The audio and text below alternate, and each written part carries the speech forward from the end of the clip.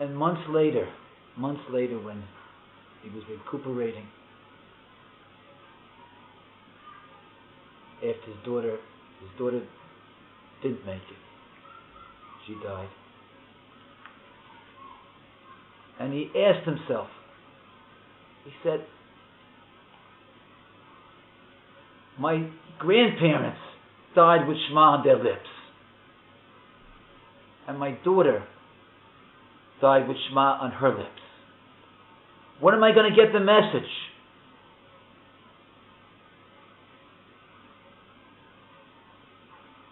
Fellow Talmidim, alumni, we know that Kol Dor Shelo Boine Beis Hamikdash B'Yamav Kilu Echrivu B'Yamav, that if we weren't Zeicher this year for the Binyan Beis Hamikdash, it is as if it was destroyed this year. And the Maral explains, why is that so?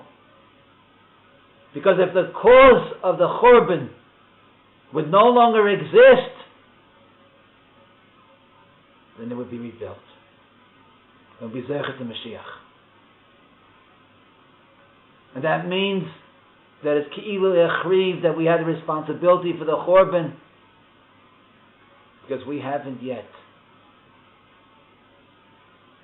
rid ourselves of that sinus chinam, that unwarranted hatred that caused the Churban.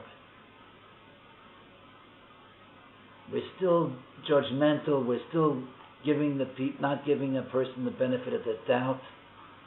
We're still quarrelsome. There's still not the unconditional love between all Jews that we need to rebuild the Beis Hamikdash. And I want to tell you a story also from Touched by Their Tears. It's a scary story. The story of Rav Leibush Mintz. He was a Rav in Poland. He was a musmach of the Chassam Sofer.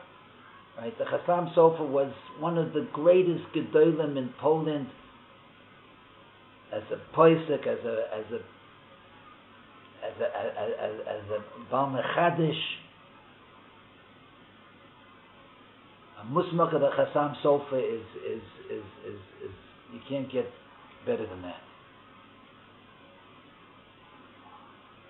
And in his community, someone discovered that this Rav Mintz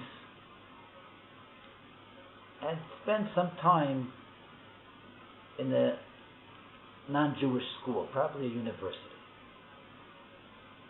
And the people there didn't take that so well.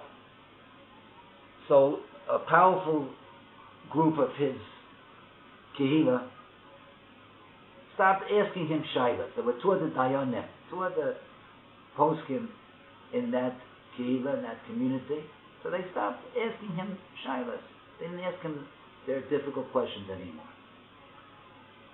And, I figured he can be the one to intervene with the authorities when there was problems, and there was often problems.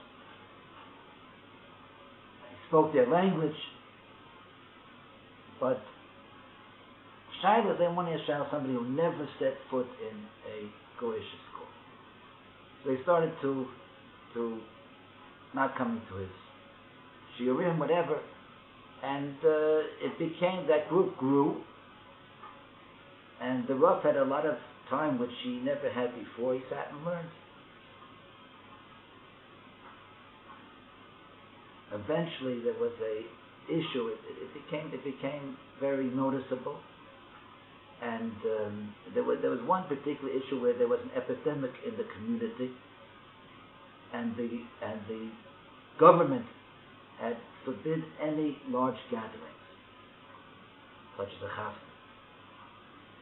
And this group there was going to be a chasna, and this group said, we're going to do it despite what the government says. They were planning to do it in the cemetery in order to not be bothered by the government. And this Rav felt it was definitely the wrong thing to do because it was a dangerous epidemic and people could be, it was a sakanas nefashos. And he insisted that they shouldn't do it, and that caused even more antagonism. But he announced that anybody who does it will be turned over to the government, and therefore they postponed it. And they made some other place. I don't know what the. But that Rosh Hashanah, when this Rav gets up in order to be the Makri, to read the sounds for the shofar, a man from this group stood in his way. And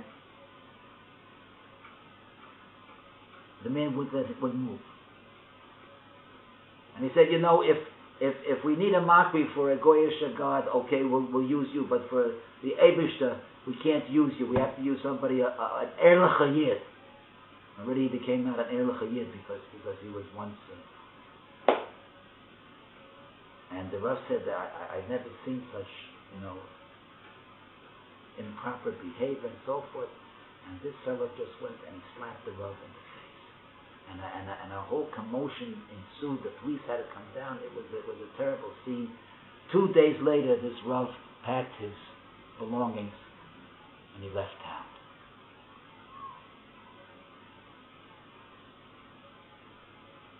I'm going to tell you the name of the city.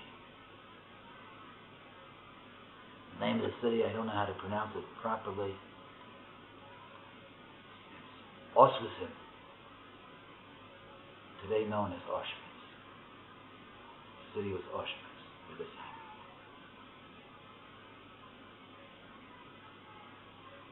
The Chorban continues. And as long as there's pirud, as long as there's separation,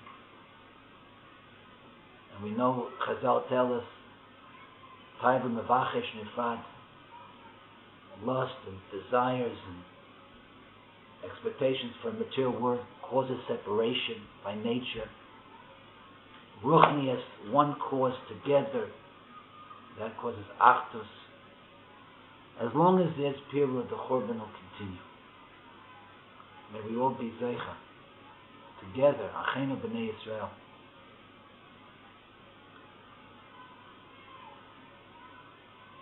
To take